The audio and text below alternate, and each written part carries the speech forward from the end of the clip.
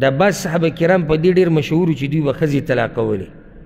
نو دوی ولې دا کار کوو؟ حالانکې اصل خو دا دی چې طلاق ورکول د شریعت نه دي خوښ، نو دوی به ولې دا ښځې طلاقولې؟ او خصوصا حسن رضی الله عنه د هغه مبارک کې دا خبره ډېره مشهوره ده. جواب د دې مسلې هغه یاد کړي. ګوره اصل دا دی چې طلاق منع دی بغیر د حاجت نه، دا اصل او قاعده ده. ولې؟ ځکه چې طلاق کې خیر دومره نشته څومره چې پکې نقصان دی. نقصان د دې سړي دی، د دغه ښځې دی، د دې بچو دی، د دې خاندان دی. نو بغیر حاجت نه طلاق ورکول دې کې اصل دی دا منع، دا کار مه کوه. او په دې باندې ډېرو علماو خبرې کړي دي. خو راځو صحابه کرامو له چې هغوی ولې دا کار کوو. ګوره د بعضو صحابه کرامو نه چې دا رانقل دي چې دوی ښځې ډېرې طلاقې کړي دي، کیدای شي د هغې اسباب یې موږ ته نه معلوم. لکه د ښځې او د خاوند یو بل سره طبیعت نه لګي. هغوی داسې نه و چې ځان به یې د مرۍ نه نیولی و چې اوس دا خبره سر ته رسول غواړي.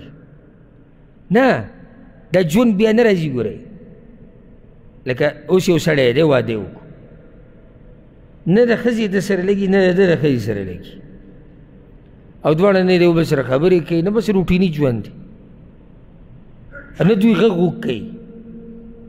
نو د ده څه خیال دی چې زه به مړ شم بیا به دنیا ته راځم بیا به بل واده وکړم د هغې نه بیا مزې والم؟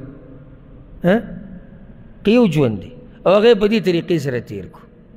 د ښځې پکې سر ویښته سپین شو، د ګیرې ویښته سپین شو، قیصه لاړه ختمه شو.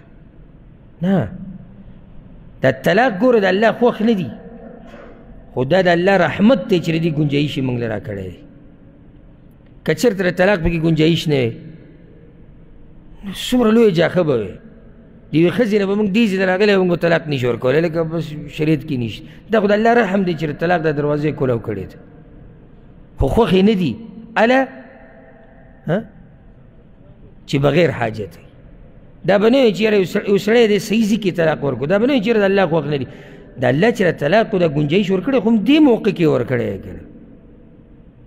نو کیدای شي د دغه صحابي د ښځې سره طبیعت نه وي لګېدلی، یا د ښځې د هغه سره نه وي لګېدلی. ښه، کیدای شي څه عیب یې پکې لیدلی په بدن کې یا په اخلاقو کې. اوس یو ښځې اخلاق داسې دي چې د هغې سره ګزاره نه کېږي، او سړی وایي چې نه بس پښتو ده اوس راښکوده غواړي دا قیصه، دی ورسره هم بد اخلاقه شي. سهار ماښام کنځلې درز او دروزه، کله ګاونډیان ګواښ له راځي، کله تره ګواښ له راځي، کله زه والله د دې بعضو خلکو دې ژوند ته حیران شم، والله حیران شم چې دا سړی دا ژوند څنګه تېروي. او بیا شکر ادا کړم د الله، ځکه چې یو سړی چې داسې کور کې اوسېږي چې د ده جنګ جګړې نه وي که نه، دا ګوره د الله لوی رحم او کرم دی. او داسې ښځه د چا په نصیب شي چې هغه د خاوند قدر کوي، او داسې خاوند د یوې ښځې په نصیب شي چې هغه د دې ښځې قدر کوي، دا اوچت نعمت دی چې دواړه د یو بل حق پېژني. نو دغه ځان له عذاب دی، سهار ماښام کنځري دی او چغې چغارې، او سړی بهر راوځي برید ته هغوی راته ووایي زه پښتو پوره کوم. نو په پښتو کې خو دې ځان زرې زرې کوم، پښتو خو به ته سر ته ورسې، خو که زړه دې وله چیک کو په زړه پولۍ ولاړې دي. نه دا ښځه او خاوند د څه دپاره یو بل سره ژوند تېروي، نه دې غریب خو مزه واخېسته نه یې ښځې مزه واخېسته. داسې ټیم کې شریعت دا ګنجایش ورکړی دی چې ته دا ښځه څه که طلاق که، او ښځې له دا ګنجایش ورکړی دی چې دا دې طلاق وغواړي، قاضي عالم له دې ورشي خپله خبره دې بیان کړي. په دې خبره ما نه خفه کېږي نه. بعض یو پیر ما یو کس نه خبره اورېدلې وه، وایي بعض کسان وایي چې دې یعنې پښتنو ته د طلاق او دا خبره ښایي، دا الله ښولې ده د نن نه سره پاسه 1400 کاله مخکې. قرآن کې طلاق مسله نه راغلي، حدیثونو کې نه راغلي، علما یې د اوسه پورې نه بیانوي. یو خبرې حل نشتی چې نه کېږي، بس بیا دغه طریقه ده. ښه، بله خبره دا ده چې په هغه زمانه کې د طلاق نقصانات نه وو ډېر، د صحابه کرامو په زمانه کې د طلاق نقصانات نه وو، زموږ زمانه کې ډېر دي. لکه ګوره هغه زمانه کې به یو سړي ښځه طلاق کړه، له عدت به ختم شوی نه و، خلک به په انتظار و چې زه یې واده کوم. د هغوی داسې زمانه وه. په داسې زمانه کې طلاق ورکول داسې غټ د فساد خبره نه ده. یعنی پکې داسې هم شوي دي چې رسول صلی الله بیا د هغې وضاحت کړی چې یو زنانه طلاقه شوې ده عدت یې لا نه دی پوره شوی او بل سړی راغلی ده غوښتلې ده او چې څنګه به عدت ختم شو دا به واده شوه بل کله به پکې داسې وشو درې څلورو خاوندانو به طلاقه کړې او بیا به بل واده کړه که چې دا او دم داسې چې یو ښځه طلاقه شوه دې کې څه عیب خو دا نشته چې یاره دا یو طلاقه شوه قصې ختمه شوه نه طلاقه شوه د دې به هغه خاوند سره څه مسله وه دا خاوند به دې سره څه مسله وه خبره ختمه شوه راشه ته یې واده کړه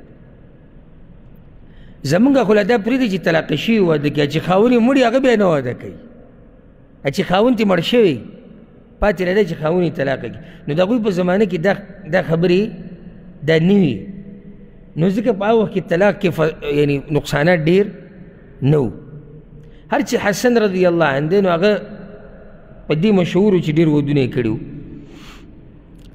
ګوره علي رضی الله عنه یو پیر داسې ووي ای کوفې والا ته یې وي عراق کې وی دې حسن لا رضی الله عنه وی دله له خپلې لوڼو او خویندې مه ورکوئ فانه مطلاق دی ګوره ډېره زر ښځې طلاق کوي